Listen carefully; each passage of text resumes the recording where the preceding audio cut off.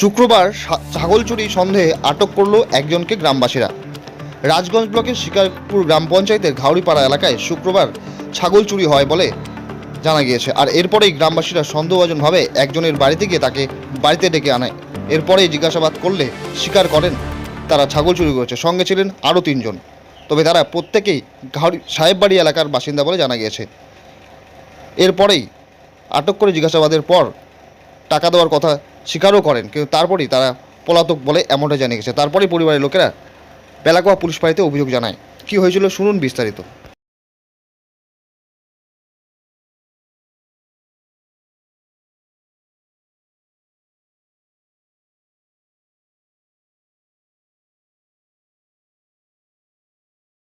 ছাগল চুরি করে খাবে নাকি? ছেলে তুই বিয়ে করছিস নাকি?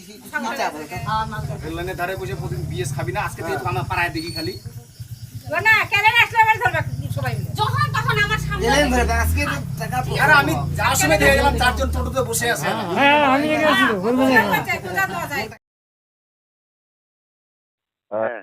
শুনতে পেলাম আপনাদের এলাকায় একটা ওই ছাগল চুরি সন্দেহে কয়েকজনকে আটক করা হয়েছে। কি ঘটনা ঘটেছিল যদি একটু বলেন। আগামীকাল মানে গতকালকে দুপুর 12টায় আমি জলপাইগুড়ি যাচ্ছিলাম। সেই সময় দেখলাম আমার বাড়ির পাশে এক টোটোতে 4 জন যুবক ছেলে বসেছিল। কোন জায়গায়? এটা হচ্ছে ঘাউড়িপাড়া একটা ক্লেন রয়েছে, ক্লেনের মাঝখানে একটা টুটুর উপর দাঁড়িয়ে টুটুটার উপর 4 জন বসেছিল। এমন আমি জিজ্ঞাসা করেছিলাম, তোমরা এখানে কি করছো? বলছে না, আমরা এখানে আড্ডা মারতে আসছি। এই কথা বলে আমি জলপাইগুড়ি চলে আসি এবং জলপাইগুড়ি থেকে রিটার্ন হওয়ার পরে আমি যখন 6টা বাজে 6টার সময় আমি শুনতে পেলাম যে ওখান থেকে একটা ছাগল হারিয়েছে। ওই জায়গা থেকে, ওই কেলেনের জায়গা থেকে ছাগল হারিয়েছে। সে যার ছাগল হারিয়েছে সে আমাদের পাড়ারই, কিন্তু ওই যেটা শুনতে পেলাম যে 4 জনের মধ্যেই ওই ছাগলটা চুরি করছিল। চুরি করার পরে যেটা জানতে পারলাম পরে, তারা হচ্ছে আমবাড়ি হাটে সেটাকে কসাইখানে বিক্রি করে এবং বিক্রি করার পরও যে মাংসটাকে তারা 4 জনে ভাগ করে নিয়ে সেটাকে বিভিন্ন জায়গায় বিক্রি করে দেয়। তারপর কি হয়েছিল? আর ছাগলটা কার? একটা ছাগলটা আমাদের ঘাউড়িপাড়ার এক ব্যক্তির, নামটা হয়তো মনে নেই আমার। কিন্তু তারপরে অনেক সন্দেহজনক ভাবে একটা ছেলেকে নিয়ে আসা হয়, তাদের বাড়িতে ডাইকে আনে। ডাইকে তাকে জিজ্ঞাসাবাদ করার পর গ্রামের মানুষ তাকে জিজ্ঞাসাবাদ করে এবং চাপ দেয়। চাপ দেওয়ার পর ও সত্যটা স্বীকার করে যে হ্যাঁ, আমরাই চুরি করছিলাম।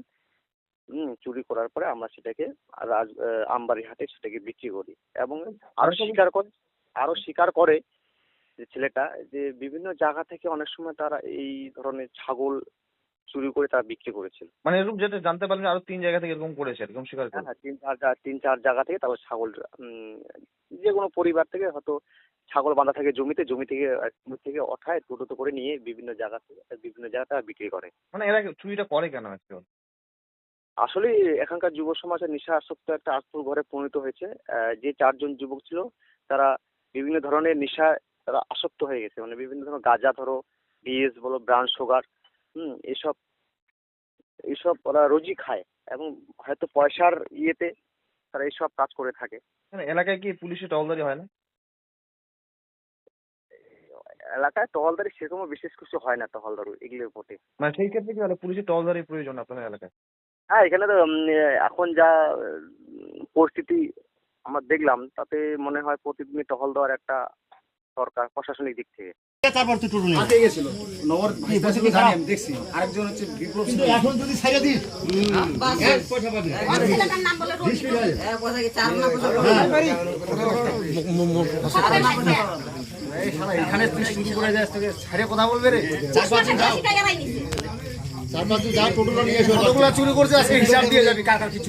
না যে রোববারের দিন একটা চুরি করতে সেটাও ধরা পড়লো। কারাই দিনে গাইনো কারোটা রোববারে 7 বাড়ি থেকে সারাদিন তোরা বিএস খাবি আর মানুষের ছাগল চুরি করে বিএস খাবি নাকি?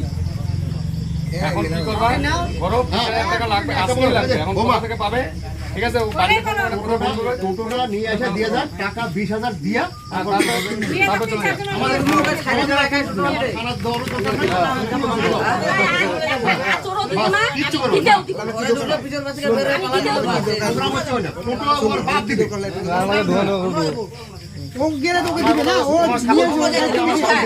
আমার ছাগল চুরি করছে কালকে আমার ছাগল চুরি করবে না কি করে না বলবো ভাই, আর লোকের ছাগল চুরি করে বেড়াবে নাকি না ওই তো আমার সাথে শিখবো তোকে এখন আমার কিছু বলতে পারবে না আমার 20,000 টাকার মালটা লাগবে বাড়িতে এখন থামো তো ওদের গ্যারান্টি নিচ্ছে গ্যারান্টি দিয়ে টাকা দিবে নাকি আমাদের না ও কি আমাদের গ্যারান্টি দিচ্ছে আমাদের টাকা দিল ওটা ফালতু কথা ওটা আরে ওটার সাথে করে তেল সারা দিন যাও না।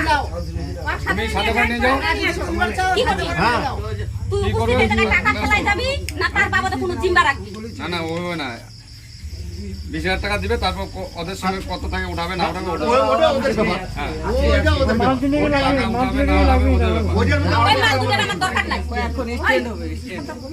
ডাকো ওগুলোকে ডাকো সুবোধ ওদের আর আমরা মাথা খাবো না ওই মাল দুটোর আমার দরকার নাই। ও প্রমাণ আমার প্রমাণ ঘটনা হচ্ছে আমার প্রমাণ 20,000 অনেক টাকা হয়ে মাল এখানে গেছে। লাগবে। ও নিজে নিজে প্রমাণ 20,000 টাকা পাইছে। লাগবে হ্যাঁ 20,000 টাকার মাল লাগবে না হলে টাকা 20,000 লাগবে না হলে তুই যে কোনো একটা কর তোকে ছেড়ে দিলে পরে 1 পয়সা পাবি সাড়ে দাও তুমি থাকবে না ছাড়ে দাও থাকবে নাকি বাড়িতে তাহলে বাড়িতে থাকবে না তো ওরা যেরকম পালাইছে ও ওরকম পালাবে ধরবে পারবে না 20,000 টাকা দিয়ে তারপর এখানে যাবে এলা চোরের কোনো ঠিক আছে নাকি গ্রামে যে চুরি করতে পারে তাহলে কি না করতে পারে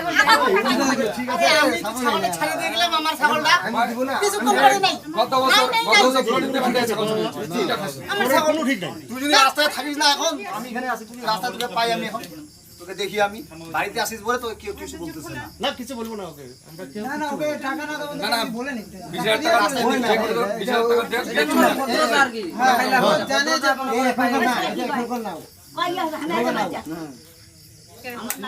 গাঁজা খাবি মাল খাবি মানুষের ছাগল চুরি করে খাবি নাকি ছেলে যদি বিয়ে করছিস নাকি কি চাপ রেললাইনের ধারে বসে প্রতিদিন বিএস খাবি না আজকে থেকে তো আমার পাড়ায় দেখি খালি ও না কেলেন আসলে আবার ধরবে সবাই মিলে। যখন তখন আমার সামনে জেলেন ধরে আজকে টাকা আর আমি যাওয়ার সময় দেখে গেলাম 4 জন টোটোতে বসে আছে